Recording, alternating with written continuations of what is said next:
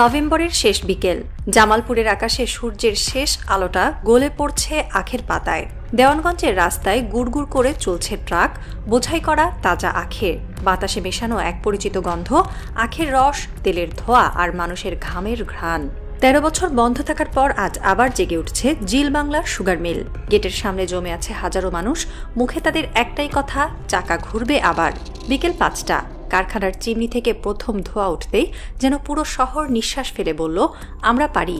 যে চাকা একসময় বন্ধ হয়ে গিয়েছিল রাজনৈতিক অবহেলায়, সেই চাকা আবার ঘুরছে শ্রমিকের হাতে, কৃষকের ঘামে, আরেক নতুন বাংলাদেশের স্বপ্নে।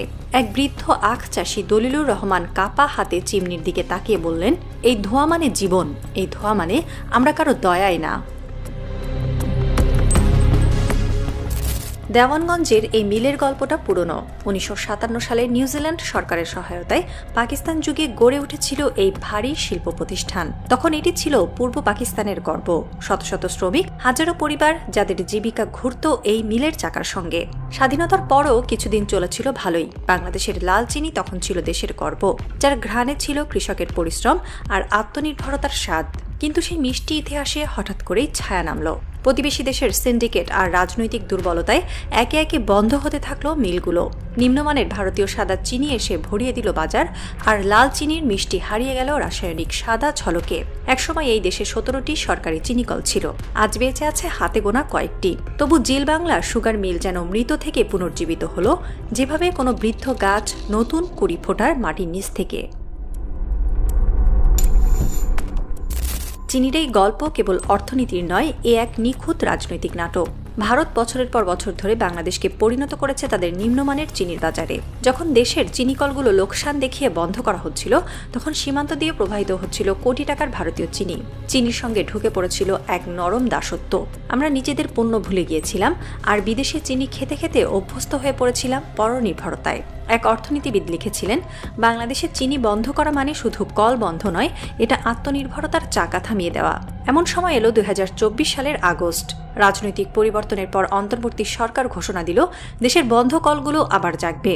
আর সেই প্রতিশ্রুতির প্রথম প্রতীক হয়ে দাঁড়ালো এই জিল বাংলা সুগার মিল। ২৮ নভেম্বর বিকেল ৫টা, মিলের সামনে উৎসবের আমেজ। ঢাকঢোল, ব্যানার আর হাজারো মানুষের ভিড়। সাইরেন বাজতেই যেন বিদ্যুৎ ছুটে গেল জনতার শরীরে। চাকা ঘুরল, আর ঘুরতেই উল্লাসে কেঁপে উঠল দেওয়ানগঞ্জের আকাশ। মঞ্চে দাঁড়িয়ে মিলের ব্যবস্থাপনা পরিচালক তরিকুল আলম বললেন, এই চাকা একবার ঘুরে গেলে আর থামবে না। প্রধান অতিথি হিসেবে ভার্চুয়ালি যুক্ত ছিলেন শিল্প মন্ত্রণালয়ের অতিরিক্ত সচিব রাশিদুল হাসান। তিনি স্পষ্ট করে বললেন, দেশের চিনি শিল্পকে টিকিয়ে রাখতে এখন আর কোনো আপোষ নেই। চাষি, শ্রমিক ও প্রশাসন তিনটি স্তম্ভ একসাথে দাঁড়াবে। আর উদ্বোধন করলেন বৃদ্ধ আখ চাষী দলিলুর রহমান। তিনি নিজের হাতে আখ ছুড়ে দিলেন কনভেয়ার বেল্টে।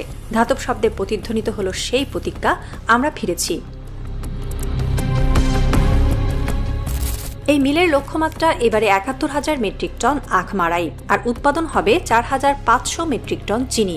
সংখ্যাটা হয়তো ছোট, কিন্তু এর প্রভাব বিশাল। কারণ প্রতিটি মেট্রিক টন দেশীয় চিনি মানে ভারতের বাজারে ২০০ কোটি টাকার ক্ষতি। বিশ্লেষকরা বলছেন, বাংলাদেশের দেশীয় চিনি বাজারে ফিরে আসা মানে ভারতের ডাম্পিং নীতির মৃত্যু। গত এক দশক ধরে ভারত বাংলাদেশে কম দামে চিনি পাঠিয়ে বাজার দখল করেছিল। ফলে দেশীয় উৎপাদন বন্ধ হয়ে যায়, চাষিরা ক্ষতিগ্রস্ত হয়, আর রাষ্ট্র হারায় রাজস্ব। এখন যখন বাংলাদেশের মিলগুলো ঘুরে দাঁড়াচ্ছে, দিল্লির ব্যবসায়ী মহলে তৈরি হয়েছে উদ্বেগ। ভারতের এক পত্রিকা লিখেছে, বাংলাদেশ যদি এই পথে এগোয়, তাহলে দক্ষিণ এশিয়ার চিনির মানচিত্র বদলে যাবে। জিল বাংলা মিল শুধু এক শিল্প নয়, এ এক জীবন্ত শহর।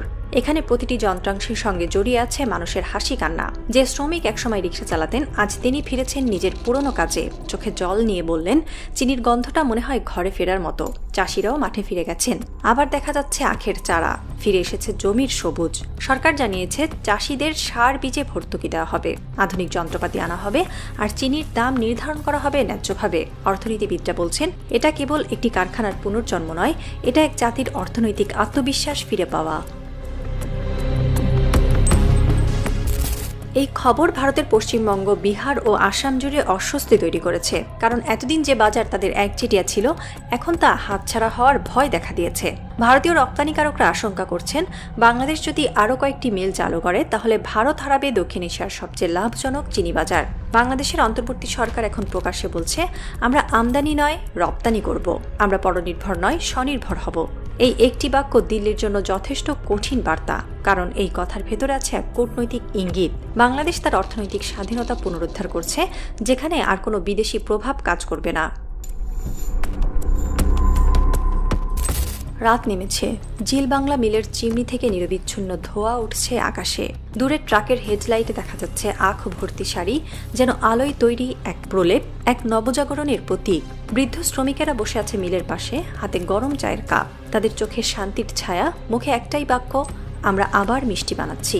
আকাশে হালকা ধোঁয়া মিশে যাচ্ছে তারার আলোয়, চিনির গন্ধ ভেসে আসছে বাতাসে, যেন এই গন্ধই বলছে, আমরা দই চালের দেশ নই, আমরা শিল্পের দেশ। দেওয়ানগঞ্জের এই রাতে যেন কেউ ফিসফিস করে বলছে, এই ধোঁয়া কেবল চিনি বানায় না, এটা বানায় আত্মনির্ভরতার ইতিহাস। দূরের কোনো সাংবাদিকের কলমে লেখা হচ্ছে পরদিনের হেডলাইন, বাংলাদেশের চিনি কল আবার জ্বলে উঠল, দক্ষিণ এশিয়ার অর্থনীতিতে লাল বিপ্লবের সূচনা। এভাবেই আখের রস থেকে, মেশিনের চাকা থেকে আর মানুষের ঘাম থেকে জন্ম নিচ্ছে এক নতুন বাংলাদেশ।